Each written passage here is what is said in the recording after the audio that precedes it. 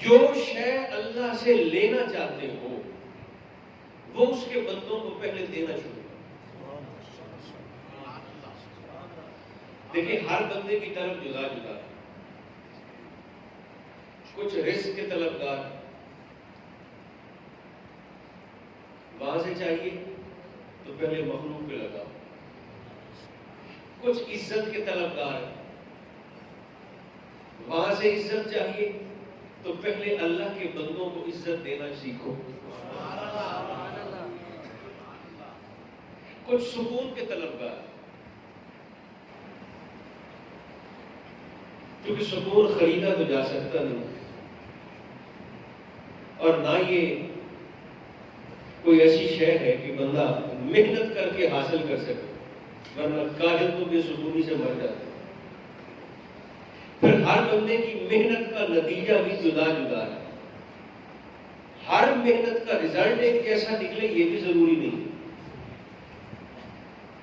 پوری مارکیٹ بھری پڑی ہے، صبح سے لے کر 8 بجے سے لے کر شام 6 بجے تک پوری مارکیٹ میں دکانداروں نے دکانیں کھولی. ہر بندہ وقت مقررہ پہ آ کے دکان پر بیٹھ گئے. محنت تو سب کی ایک جیسی ہے لیکن شام کو نتیجہ سب کا جدا جدا ہے. ہر محنت کا رزلٹ ایک جیسا نکلے یہ بھی ضروری نہیں. اگر اللہ سے معافی چاہیے میرے قابل عزت دوستو، اگر رب سے معافی چاہیے اس کی صورت محض زبان کا رٹا نہیں ہے، مولا معاف کر دے معاف کر دے معاف کر دے. یہ بھی توفیق ہے، ایک بنیادی پہلو ہے، ایک موہوم سا پہلو ہے معافی مانگنے کا. یہ بھی اس کی توفیق اور فضل کی بات ہے، کسی عطا فرما دے. لیکن دل اس وقت مطمئن ہوگا اور رب کی بارگاہ سے مغفرت کی خیرات اس وقت ملے گی جب اپنے اندر چھری چلا کر، چونکہ حسد انسان کی طبیعت میں ہے، نفس کی خواہش کی پیروی کرنا وہ اللہ نے انسان کی فطرت میں رکھا ہے. لالچ بھی انسان کی طبیعت کے اندر، رشتہ داریوں کے اندر مسائل بن جاتے ہیں، لین دین کے معاملات میں گڑبڑ ہو جاتی ہے. اگر کوئی کہتا ہے کہ میرا کسی کے ساتھ کوئی جھگڑا نہیں ہے تو یا تو اس پر یہ واقعی اللہ کا فضل ہے یا پھر وہ جھوٹ بول رہا ہے. مسائل ہر کسی کے ساتھ ہیں مگر انسان اس لیے ہے، حضرت انسان اس لیے ہے کہ اللہ نے اس کے تمام سفلی اور گھٹیا جذبات کے اوپر فیصلہ کرنے کے لیے ایک طاقت بٹھائی ہے، اسے عقل کہتے ہیں. اس عقل کو استعمال کر کے انسان اپنی خواہشات کو زیر کرتا ہے. کبھی آپ نے غور فرمایا کتا نجس کیوں ہو؟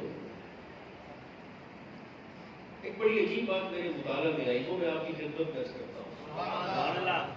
کتا نجس کیوں ہے؟ نجس، کچھ چیزیں حرام ہوتی ہیں نجس نہیں ہوتی.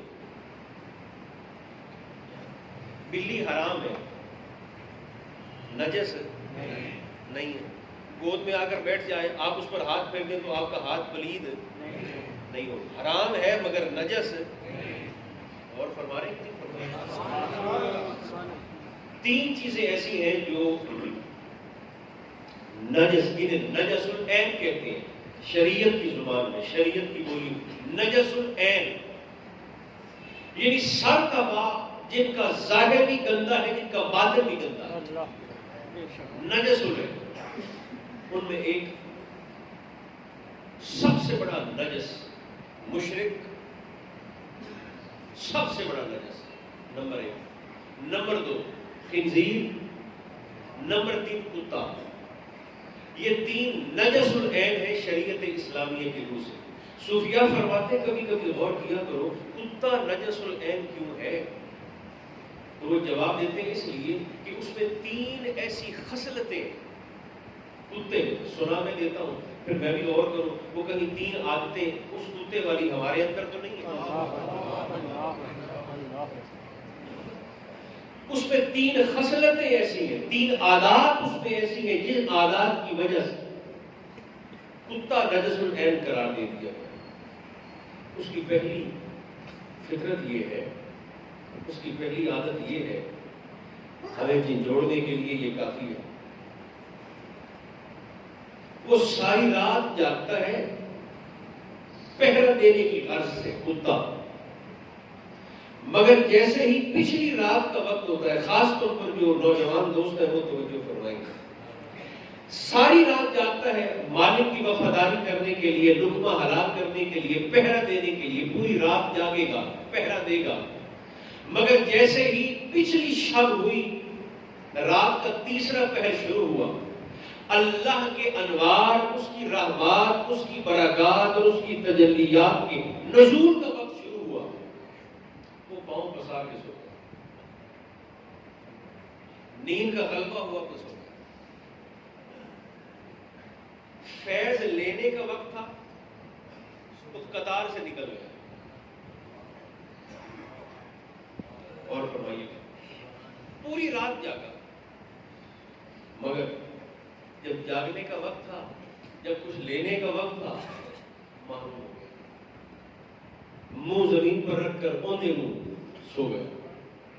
یہ عادت ہے جس نے اس کو نجس العین کیا۔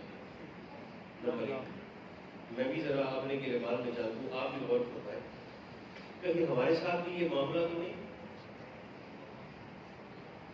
فیس بک پر جاتے رہے، موبائل پر جاتے رہے، سوشل میڈیا نے ہمیں الجھائے رکھا، ہمارے ذہن کو اپنا غلام بنائے رکھا، جکڑ کے رکھا ہوا ہے، سوچوں پر پہرا ہے سوشل میڈیا کا، جیسے نشہ کرنے والا نشے کی دکانوں کو نہیں ڈھونڈتا،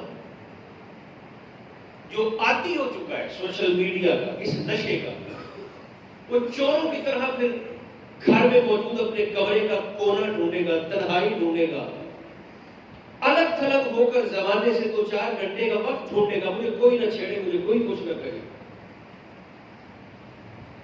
جیسے نشہ کرنے والے کو طلب ہوتی، ساری رات اسی نشے میں رہا، جاگتا رہا، اور جب اس کے فضل کا وقت ہوا، جب کچھ لینے کا وقت ہوا، جب ماہ رمضان میں تہجد کے وقت 3 بجے کے قریب مسجد میں آ کر مولوی صاحب نے اعلان کیا اپنے اپنے انداز سے، ہمارا تو کلچر ہی بڑا خوبصورت ہے، خاص طور پر ہمارے پنجاب کا تو نظام ہی بڑا شاندار ہے، ہر مسجد کی اپنی اپنی بولی ہے اور ہر بولی میٹھی ہے، سبحان اللہ۔ جیسے ہی لینے کا وقت ہوا سو گئے۔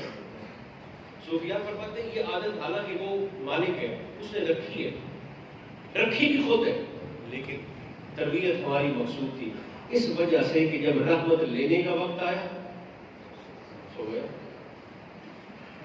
دوسری خصلت اس کتے میں یہ ہے جس کی وجہ سے وہ نجس العین ہے، سراسر نجس ہے،